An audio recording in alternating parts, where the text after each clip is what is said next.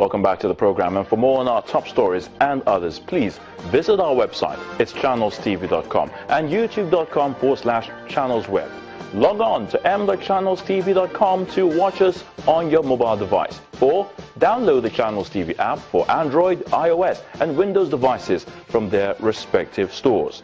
And the Channels TV and Channels 24 apps will give you access to news and updates. You'll also have access to the Eyewitness feature, with which you can share those pictures, videos, or news of happenings around you. All you have to do, just install the app, tap and swipe to reveal the menu, and once you've done those, please carefully follow the instructions. As Africa celebrates the Day of the African Child today, UNICEF, in partnership with the Federal Ministry of Education and State Universal Basic Education Boards of 5 northern states, launched the Girls for Girl initiative, to be shortened as G4G. Now, Bauchi, Niger, Katsina, Sokoto and Zamfara states are being encouraged to empower girls with information and knowledge to help build their capacity to stand up for themselves. It aims at creating equal opportunities for girls to access education. Now, UNICEF believes that today's launch is well timed with a celebration which focuses on empowerment and equal opportunity, especially for the girl child. And in Cross River State, the emphasis is on unity in diversity. Children in Cross River State, South Nigeria, take time out to dance. After all, they are the center of attention on a day set aside to celebrate the African child. Despite the challenges facing children on the continent, the celebration this year is not on a reflection of poor children who are victims of circumstances, but those who have surmounted obstacles confronting them. In Calabar, the Cross River State capital, the emphasis of the celebration is for children to be taught that there's strength in diversity, a major factor that binds Nigeria together. At this point, more than ever in our history, there seem to be agitations. So it's important for our children to begin to appreciate that we are one. As a country, the strength lies in the diversity of the groups. Commissioner for Women Affairs in Cross River State says measures are being put in place to fast-track the implementation of the Child Rights Act. A single human being cannot fight these child violation issues alone, so we have to come together. So we've been able to engage multi-dimensional issues. We've been able to come as a multi-sectoral body to see how we can curb this menace in our society. June 16th was first established as the Day of the African Child by the Organization of African Unity in 1991. The aim is to raise awareness for the situation of children in Africa and on the need for continuing improvement in their education. All right, let's get more on this. I'm being joined on the program by the communication specialist at UNICEF Nigeria, Geoffrey Njoku. Thank you for joining us, Mr. Njoku. Thank you very much. All right, let's start off. Tell us more about the Day of the African Child and, of course, the role that UNICEF is playing. Oh, well, as you know, the Day of the African Child is a day set aside by the AU, the African Union, to commemorate those children who were killed protesting in the old apartheid South Africa.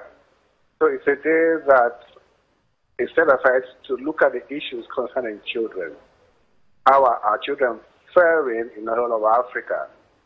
So this year, they chose the theme of the Sustainable Development Goals for Children in Africa, accelerating protection, empowerment, and equal opportunity. So we thought that we should use this day to launch an initiative that's called Girls for Girls Initiative. All right, tell us more. Yeah, go on. Please tell us more about the Girl for Girl initiative. Yes, because we do know the challenges that the girl child really face in Africa, especially when it comes to issues of education. Tell us a little bit more about that. Okay. Well, of course, we know that a lot of the skills are always almost against the girl child. And the statistics we have for Nigeria shows that far more girls are out of school than boys. It goes as high as 60%, and in some states of the Federation, it goes as high as 70 to 80%. So we thought that a lot of intervention should focus on trying to put girls back to school. And we'll be working over the years with funding from the UK Department for International Development, DFID, providing funding to ensure that a lot more girls are in school. And it is projected that in this phase of the project, we're looking at putting back 1 million girls back in school. Now, how does UNICEF really hope to push this? And we need to get some sort of results, I mean, perhaps in the short term or in the long term, but really, how does UNICEF hope to ensure that this is achieved? Let's say in the short term, for instance. How does UNICEF ensure, it's raining in Abuja, how does UNICEF ensure that we get girls really to get the much needed education, since it's really a big challenge? Okay. Well, it's a big challenge. There are cultural issues. I think mostly cultural issues. There are also issues of infrastructure. I'll give you an example of cultural issues. For instance, in some cultures, if most of the teachers are men, then parents don't send their girls to school. So UNICEF started a project, again, with funding from the UK Department for International Development, to ensure that more teachers, more female teachers are trained. It is called the Female Teachers Scholarship Scheme, to ensure that more female teachers are trained and deployed into community schools to encourage our parents to send their girls to school. That is happening. We also found that in schools lack infrastructure, especially toilets and water. And we know that in schools where there are no toilets, where there are no water, where there's no water, the gender that is likely to drop out of school for obvious reasons are the girls. Where you have shared toilets by both boys and girls, the girls are the ones that are likely to drop out. So also ensuring that we have separate toilets for both boys and girls, and we have water in schools, and ensuring that the schools are safe. Safety also in schools are very important. Violence, reduction of violence against children, especially within the school environment, is also very important, because most times when it relates to sexual violence, you find out that the girls are more at risk than boys. All right, thank you so much, Mr. Geoffrey Njokowi. Thank you for your time. Thank you so much once again. All right, let's move to Kwara State now, where our community has appealed to the state government to fast-track infrastructural development in that area. Armed with placards, the youth in that community have taken to the streets, protesting against neglect by the government, or they are tired of unmotorable roads and abandoned health facilities. Youths of Ora community in Ifelodun, local government area of Kwara State, bring out their drums. But there's nothing to celebrate. Rather, the people are protesting against the neglect of their area in terms of infrastructure development. According to their voices and their placards carrying a message of neglect spanning 50 years.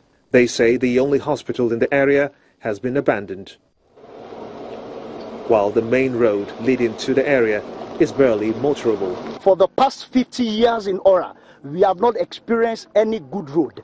Our road is in a state of disrepair. It is not in good shape, and the road is no longer motorable, thereby affecting the entire businesses, the entire commercial activity of the town. We have so many natural resources that can be looked into, that can be tapped by the state government. But because of the accessibility, people are no longer coming to trade with us. They are no longer coming to support the activities in this town. But the state government is quick to deny the community's story of neglect, as the Commissioner for Information enumerates the government's intervention programs and political appointments given to indigents. The community itself, over the years, prior to 2011, have had boreholes that have been dug. But specifically in 2011, 3 boreholes were dug in that community. They have a primary healthcare center, which was also in these 50 years, was situated there. There may be some need for some upgrade, but that in the last 50 years it has been situated there, that is serving the community. And just last week, His Excellency has approved that the 8.1 kilometer Abayan to Ora Road should be constructed. There's also an assurance to the protesting community members that their road will be done in addition to other projects. The youth will cling to these words, hoping that they are not forced to take to the streets anytime soon. Still ahead on the program, more groups draw up support for Governor Willie Obiano ahead of Anambra's governorship election. Stay with us.